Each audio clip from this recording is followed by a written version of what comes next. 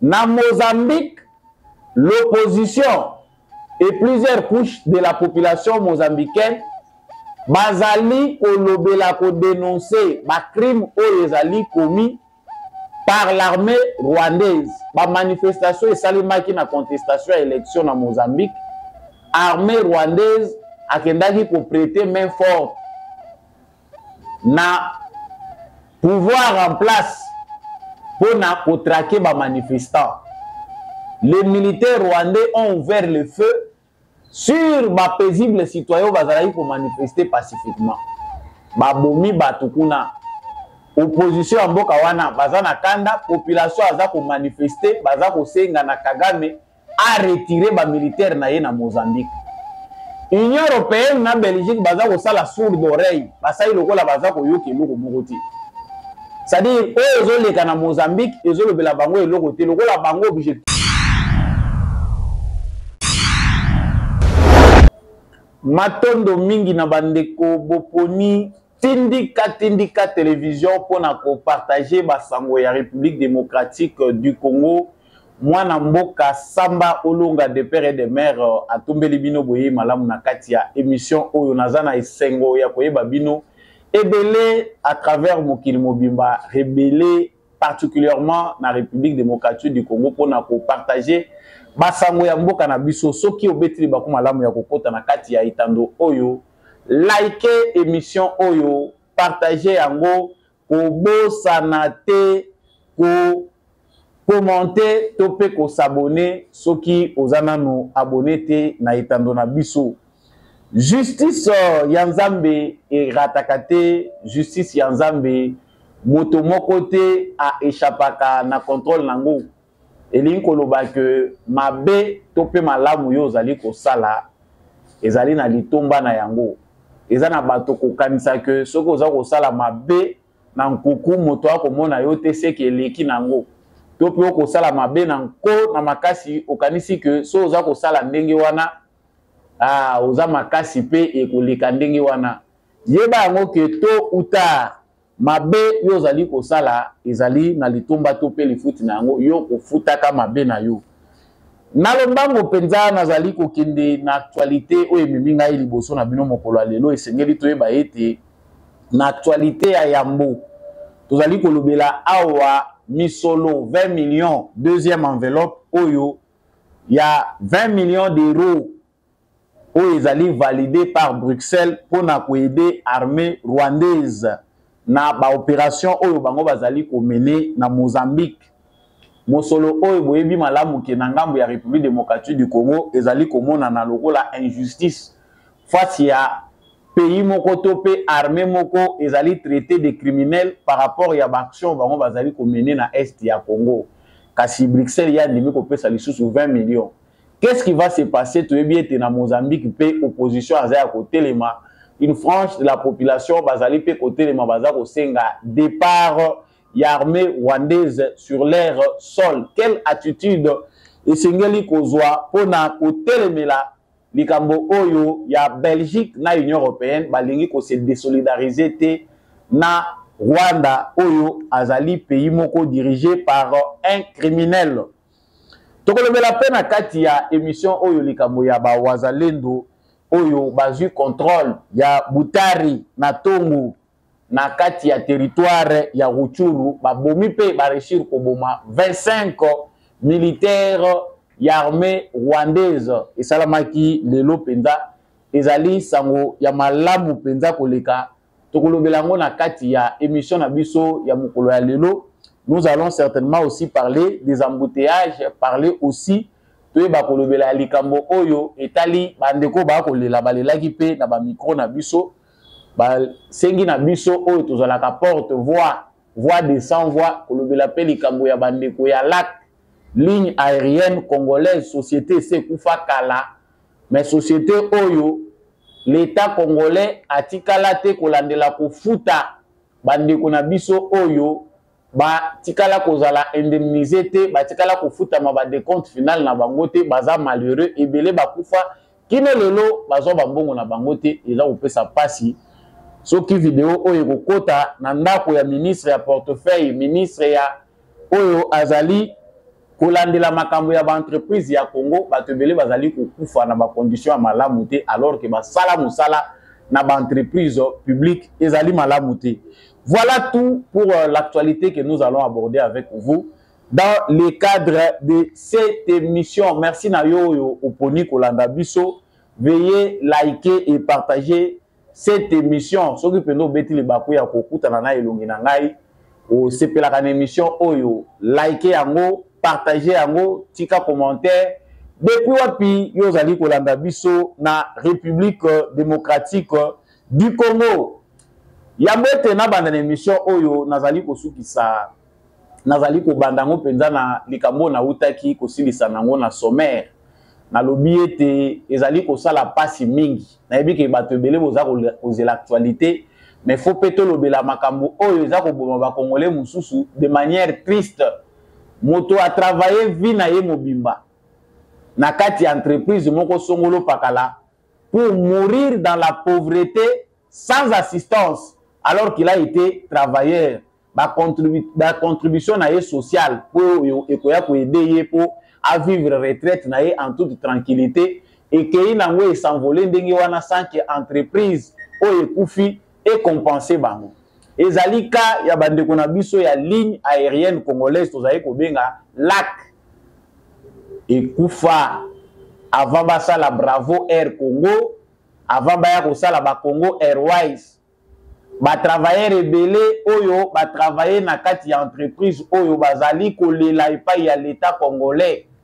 Bandeko na biso ebele baza pe ko benga biso balobi boza balobeli to koma lokola ba député pona bango baza kolela likambo balobi mbongo na biso ya kofutama ebele parmi ba travailleurs ya LAC ligne aérienne congolaise ekenda na ndenge wana bakufa batikala komona misolo na bango te ba décompte final na bango te entreprise ekangama. L'argent est parti. Musala nyonso bango ba travailler, musala nyonso bango ba sala ekenda nango pamba. Yango toza koloba gouvernement ya République démocratique du Congo. Mama Judith Suminwa tala pe kaya bandeko bazali kokufa. Bazelaka mbongo na bango ti leloyo ebimaka te. Revoyez aussi ces contentieux là eza à la base ya blocage. Ou eza ko sala ke mboka na biso ya avansaka te. Tozali ko kipete bato ebele bakangela mboka oyo makofi. Bato ebele bakangela mboka oyo kanda. Ba problème ezali ebele ya Congo, ba contentieux yango pe eza ko freiner mboka quelque part. Pour landela ba dossier oyo bozomisela bato bambongo na bango, bofuta bato bambongo na bango. Ça va nous aider aussi de décoller d'une certaine manière. Sango oyo na koti ya wana utai koloba ezali sango ya makambo etali enveloppe oyo ya 20 millions d'euros.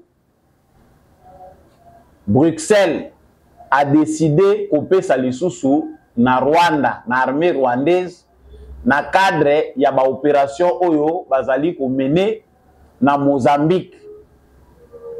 Tu as vu que l'Union européenne bazali na collaboration oyo basalaki bandaka la na armée rwandaise. Ya kopesa ka bango mbongo ko utiliser armée na bango ndenge bango bamonaka ngwa armée moko professionnelle pour bakendaka kobunda pour leur compte contre le terrorisme na Mozambique pona ko repousser oyo bazali ko benga bato ya état islamique to pe ba djihadiste. Mais loko ezali ya kokamu ezali que la fois passée la République démocratique du Congo tout peuple congolais ba s'opposaki na likanisi ya Union européenne kopesa mbongo na armée rwandaise parce que c'est une armée criminelle terroriste. Elle est accusée de plusieurs crimes na est ya République démocratique du Congo. Union européenne a salaki lokola zongi sima a gelé 20 millions o esengaki kopesa. Mais loko eza kokamwa lelo yo ezali que Bruxelles, Belgique aza ko décider de sous kozwa 20 millions d'euros kotinda pona kopesa na armée rwandaise na cadre ya ba opération baza ko mener na Mozambique.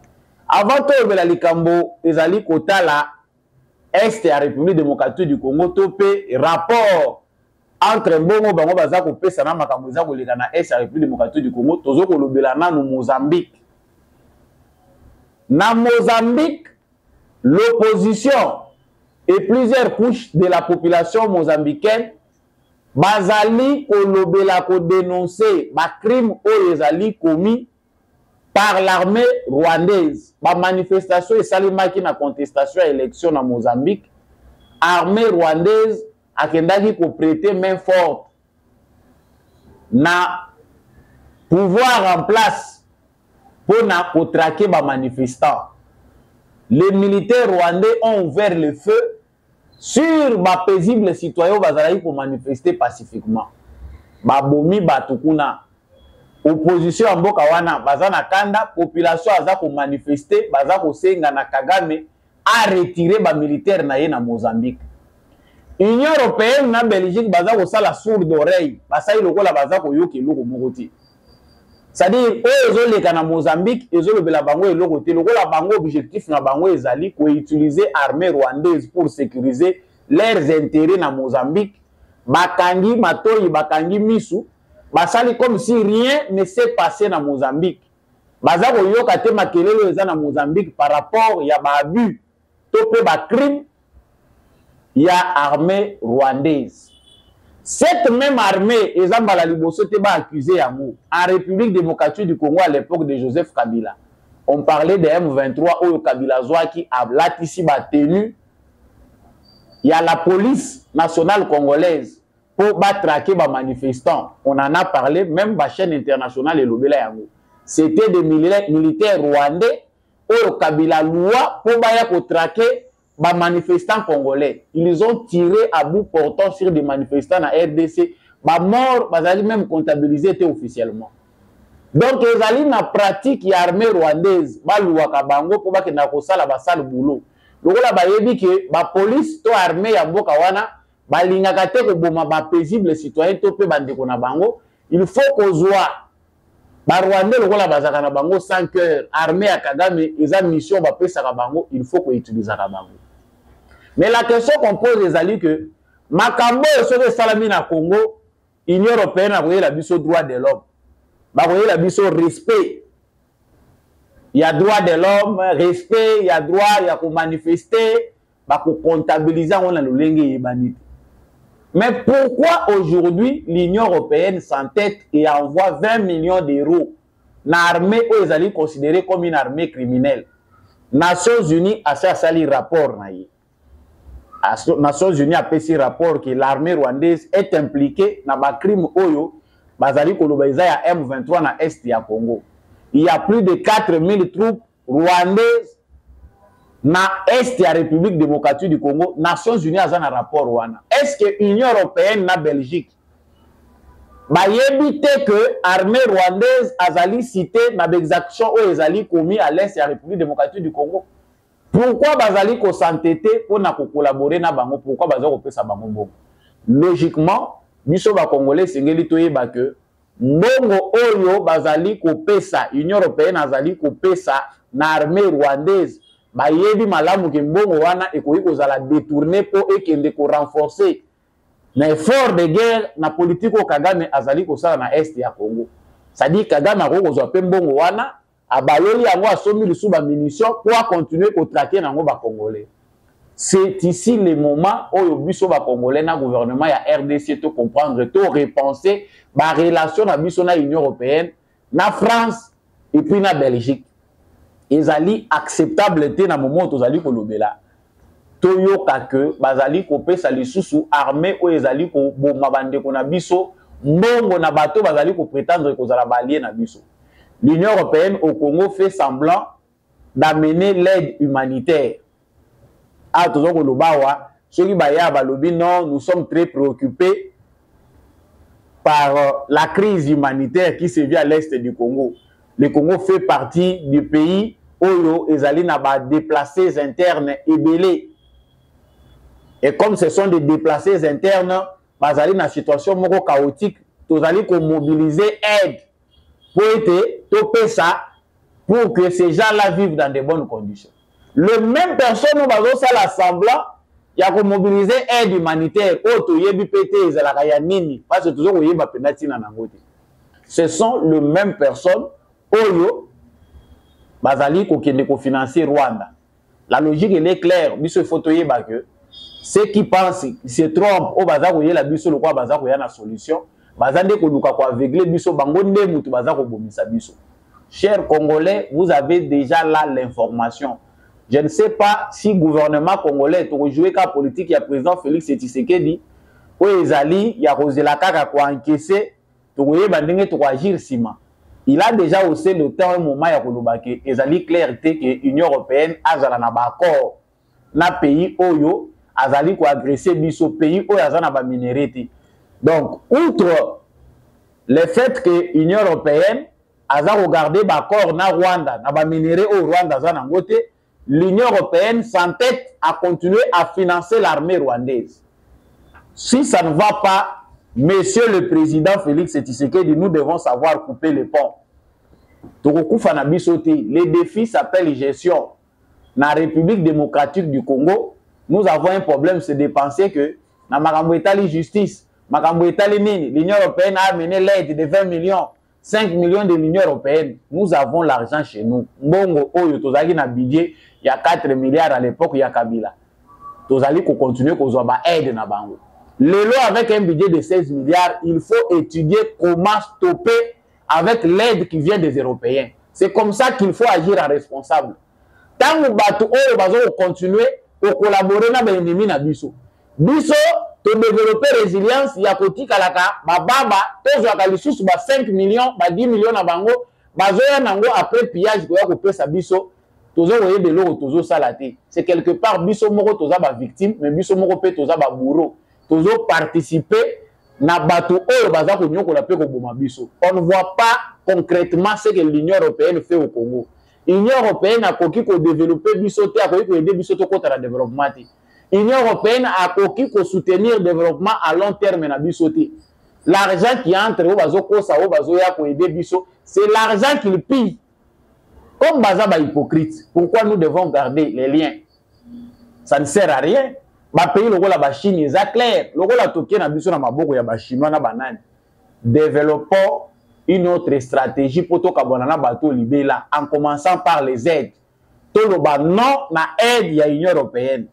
La deuxième chose est que l'accord union so soutenu les gens au côté de l'Union européenne à lobby au boibaza koloba. Papa er yango ya ko kangabisaka ko kende. C'est comme si biso moko to lingi prison yango to ndimi yango à vie. C'est comme si biso moko to comprendre que notre développement est indissociable de nos rapports avec les Européens ou les Occidentaux, nous devons comprendre yango petit.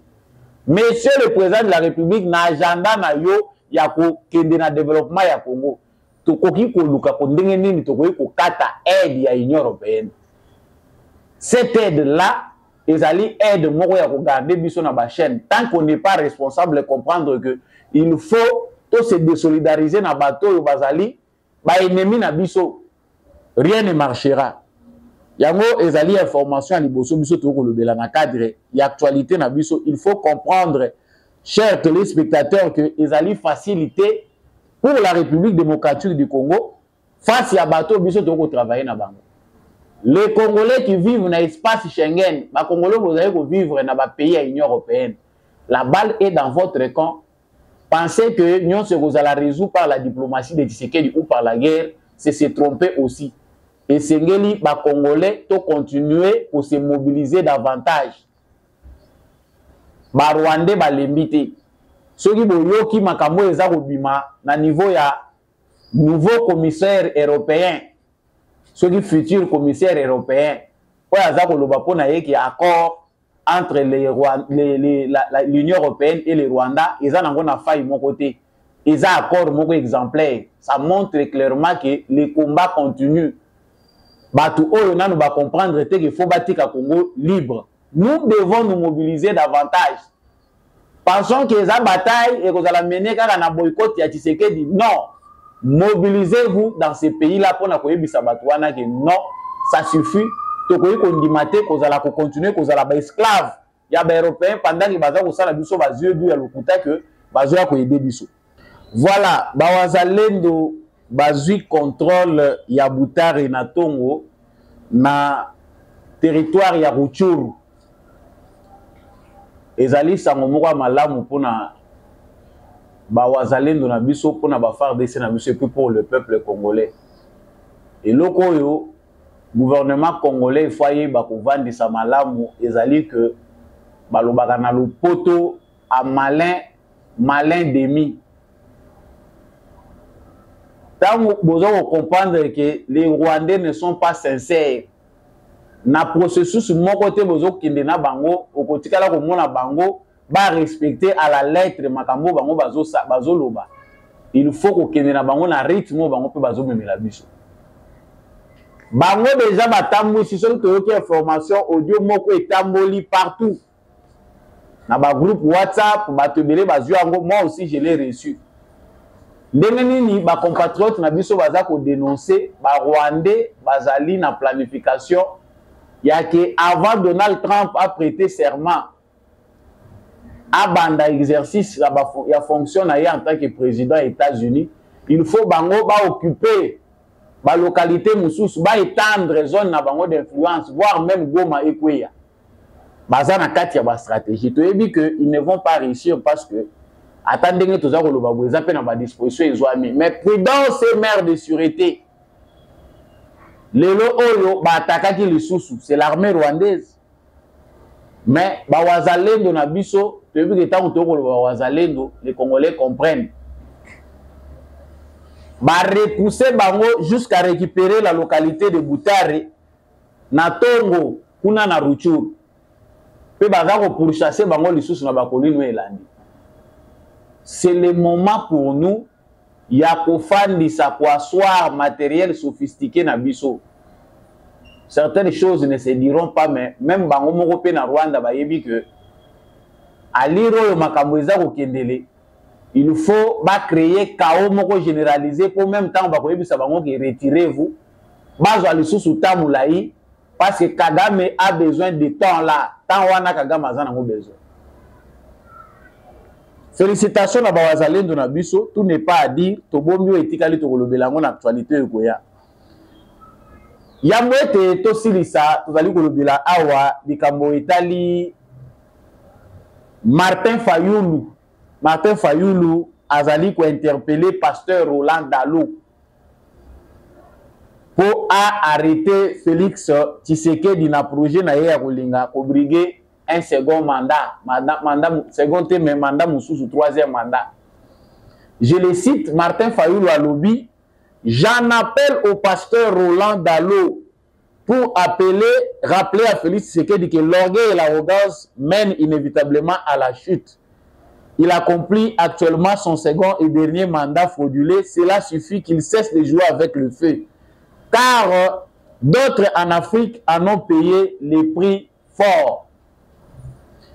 Donc, awa Martin Fayulu amoni eloko kosala lisusu ezate akimeli epai ya papa Roland Dalo pasteur ya Félix Tshisekedi azalaki pasteur na bango mibale koloba na ye ke en tout cas benda mwana na yo matoi atika elali kolakisa incapacité ya Martin Fayulu en tant qu'acteur politique.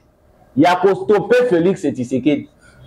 Ezali kolakisa que mabe ezali. Merci mingi na bandeko oyo bolandaki vraiment tindika télévision. Toza toujours wazalendo na motema, FARDC na motema, matondo na équipe technique ya tindika télévision dekorabile manande kokapaya.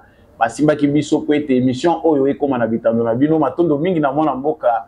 Rifin Kisombe oya sala biso malamu pour que mission oyo ekota na bitando na bino ngai na bino to pesani rendez-vous na émission mususu na bomoko pe na bolingo nde Kongo ekoyeba kokende liboso. Au revoir.